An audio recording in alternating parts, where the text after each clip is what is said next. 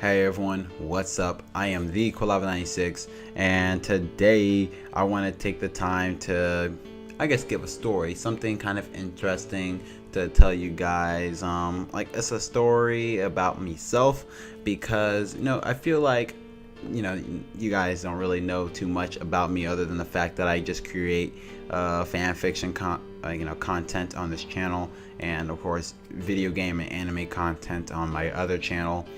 Hashtag CTMB emotionless. Gotta represent. But whatever. After doing this for a couple of years, I believe 4 years. I know my whatever years I've been doing this is coming up in December, and I actually want to just take the time to tell you guys something, a little bit more important about myself, something to open up, in some type of way, shape, or form. If you have seen me when it comes to my live streams and whatever, a lot of people think, I am just a happy-go-lucky guy, and trust me, I am definitely a happy-go-lucky guy. I have a blast just messing around, doing a bunch of random silly stuff, and honestly, I'm cool with it because I am really happy with the life that I'm living right now. I get to play video games anytime I want. Well, except when I'm working, but I get to play video games I enjoy. I live on my own. I don't have to take I don't have to share a room anymore. Thank God. That was the worst part of my young teenage years. It was having to share a room, and I get to actually enjoy the things that I want to do. I don't have to work everything based off of people constantly. Like with my job, I do technically have my schedule based around whatever they tell me, but at the same time, I'm really free to do whatever I want to after work. Like after working, I can actually do whatever I feel like. I can go play video games. I can edit a cool video for my other channel or this channel. I can, write stories. I can do whatever my mind puts it. Look at Hentai Haven because, oh, that place is Haven, if you know what I'm saying. But it's just like I am able to do a lot of things that I want. But there is, of course, a dark story in my past that, I often joke around with on my live streams a lot. I actually make a lot of jokes based off of this dark topic, which is that had happened in my life. And it had actually caused me to go through depression at some point in my life. Depression is no joke. I don't agree with what people do in response to depression. No matter what, as depressed as I was back in my first freshman and sophomore year of high school, I still thought that cutting or self-harm, something like that, or suicidal thoughts, I never had that go through my mind because I just knew that was stupid and it wasn't going to solve anything. Now, if you're going through depression yourself and you find self-harm a way to cope yourself, I'm going to let you know right now, yes, I do think what you're doing is stupid. And I'm not going to change my thought on that. I don't really care because, it's your only way to feel. I suggest you find a better method or try something new to actually help yourself, because that is not helping you whatsoever get better. It's only making things worse. And the worst part with this to me is that majority of people who do self-harm know it makes them worse and it doesn't help at all, but they still do it because it's the only thing they feel like they can do. And I know it's true because I have a friend who used to self-harm, and honestly I don't even know if she does self-harm at all, but if she does, then I'm not gonna agree with the fact that, or no matter what, I'm not gonna pity you. I'm gonna just say it's stupid. I don't care if it makes you feel sad that I say that or whatever. I really don't. Like I'm an adult, and I'm often joking around, but right now I'm just gonna let you know, if you're going through depression, like I feel sorry for you.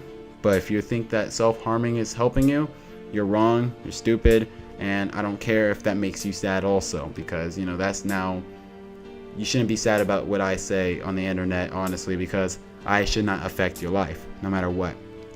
But this talk wasn't really supposed to be about, my own personal depression issues back then. It was more to talk about something a little personal that had happened to me that caused me to go through that depression. And what happened was, near the ending of my 7th grade year, that is when my father had passed away. My father was literally my best friend in the whole world. He was someone who I looked up to, who I was able to be myself around without being bullied or picked on, because I was bullied and picked on in middle school because originally I am from Washington, and Washington State to be precise. And the way, honestly, it's a heavily white populated, Caucasian area. And I was raised, in that area more, and I spoke the same way as majority of people did over there, which was very properly. And of course, correct grammar, all of that. They spoke very politely. Because my parents were also in the Navy, I was raised to be polite and kind to all. And with all this, I was with my father, I was able to be myself because I was bullied and picked on for liking Pokemon in general, just liking Pokemon, the games, the show. I was bullied for liking anime and for speaking properly, or speaking white, as they used to say when I was in Baltimore, because that is actually a heavily African American place. And I went to a school where there was a lot of black people, and I actually got bullied for being a black person who liked anime, Pokemon, and who enjoyed, just a lot of otaku culture and nerdy kind of things like video games, superheroes, and stuff like that, and speaking properly. Like, I would be made fun of for liking Legend of Zelda instead of liking like a basketball video game instead, or whatever, because I still from this day do not like sport games. I forced myself to play sport games when I was younger to find some type of enjoyment, but honestly, every time I play sport games, I would end up just getting pissed at the game, and it wasn't fun. I didn't like them, and they're all recycled bull crap anyway, and it's just whatever. Pokemon, those handheld games pull it off nicely because you have different varieties you're able to get with the new Pokemon and all that. But basketball, all it is updated graphics and maybe slightly different controls, but whatever. With all this, I was going through that, but my dad was the one who helped me cope with this, because he was actually into some of the things that I was into in a different aspect. My father was one who taught me how to play even Yu-Gi-Oh, because he actually thought it was kind of cool. The card game was fun, and he taught me how to play, and it was just, it was something that me and him both did together. And I feel like now that if he was still alive, if we were to have a duel, I would definitely finally be able to beat him, but whatever. That's just me talking trash while, he can't say anything back, literally. But he wasn't really into anime yet. He was more into he was in a cartoon still, like old cartoons like Transformers, He-Man, and Thundercats, and he got me into that kind of stuff too. And I got my father into like some anime. He would watch it with me, such as Dragon Ball Z. My first anime was Neon Genesis Evangelion, and I went in to show him. He thought it was cool, and it was something that me and him were able to bond over. And that was my best friend, pretty much. Like, in that time, he was my greatest companion, someone who I can actually be myself around. Now, after he passed away, I was with my mother. I was kind of like, I was broken, like, for less than half of a year. For 3 months, I was like devastated about my father's death, but eventually I picked myself up, and my mother also tried to get in the same things as me, which honestly was the most, I wish I can tell my mother multiple things that before she passed away. But one of the things is she would get into handheld video games with me, just so she would actually watch some of the shows I would watch.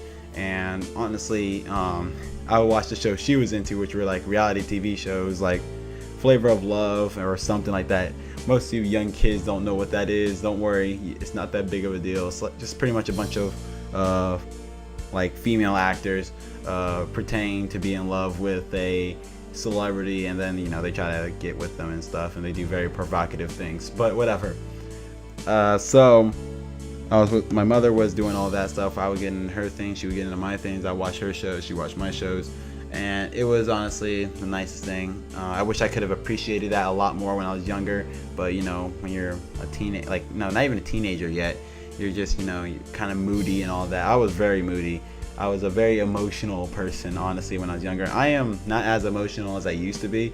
I kind of went from very insecure and emotional to the complete opposite, which is, I'm really loud and I always speak my mind, and it gets me in trouble. But I just, in simple, I don't give a fuck anymore. So it was just pretty much like that. So going through that until it was near the end of the school year of 8th grade, and my mother had also passed away due to some heart failure. Let me backtrack to my father. My father passed away from blood poisoning. He was at work, injured his knee, like scraped it or something, and his blood must have got infected from that, and it caused damage to his brain, and that's what killed him. My mother had a heart failure, which she was a very healthy woman too, which blows my mind. I would go exercise with her like nearly like every other day or every weekend. We would go hit the gym, do some cardio exercises. We would do multiple exercises together.